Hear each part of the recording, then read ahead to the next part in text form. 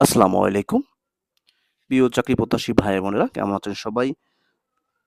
গত ক্লাসের ভিডিওতে আমরা শিখেছিলাম রুট বা রুড়ি শব্দ। আজকের এই ভিডিওতে আমরা শিখব যোগরূঢ় শব্দ। তো দেখি আমরা যোগরূঢ় শব্দ মূলত কি? সমাস নিষ্পন্ন যে সকল শব্দ তাদের সমসমান পদগুলোর অর্থ না বুঝিয়ে অন্য কোনো বিশিষ্ট অর্থ প্রকাশ করে তাকে যোগরূঢ় শব্দ বলে। অর্থাৎ সেগুলো কি হবে? সমাস নিষ্পন্ন শব্দ, কিন্তু নিজের যে অর্থটি আছে সেটি বোঝাবে না। না বুঝিয়ে অন্য কিছু বোঝাবে, তাহলে সেটিকে বলা হবে যোগরূঢ় শব্দ।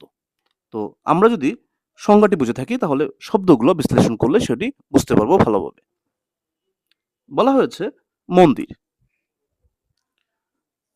মন্দির শব্দটি দ্বারা আমরা মূল অর্থ বুঝতে পারি যে যেকোনো একটি ঘর।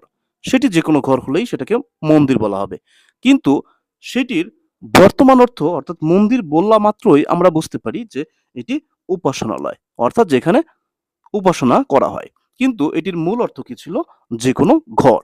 সেটি পরিবর্তিত হয়ে কোনো একটি বিশিষ্ট অর্থ প্রকাশ করেছে, অর্থাৎ সেটি দ্বারা উপাসনালয় বোঝানো হয়। পঙ্কজ। পঙ্কজ শব্দটির মূল অর্থ হলো পঙ্কে জন্মে যা।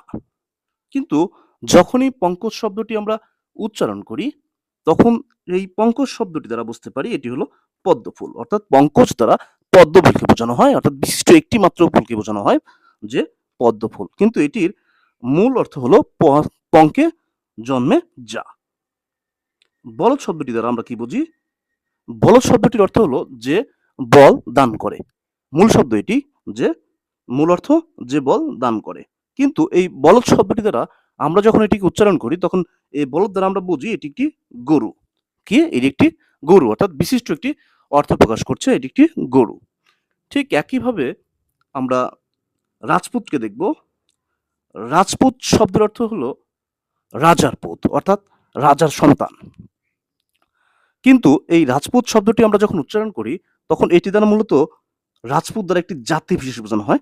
রাজপুত একটি জাতির নাম। আমরা দেখছি যে রাজপুত বলতে রাজার পুতকে বোঝানো হওয়ার কথা, কিন্তু এটি বর্তমান অর্থ দিচ্ছে জাতি বিশেষ, একটা জাতির নাম রাজপুত। তো এরকম ভাবেই আমরা যখন দেখছি যে সমাস নিষ্পন্ন যে সকল শব্দ তাদের সমসমান পদগুলোর অর্থ না বুঝিয়ে অন্য কোনো বিশিষ্ট অর্থ প্রকাশ করবে তখন তাকে আমরা যোগরূঢ় শব্দ বলবো। গত ক্লাসে আমরা রুট বা রুডি শব্দ শিখেছি, এই ক্লাসে আমরা যোগরূঢ় শব্দগুলো শিখে নিলাম। ধন্যবাদ।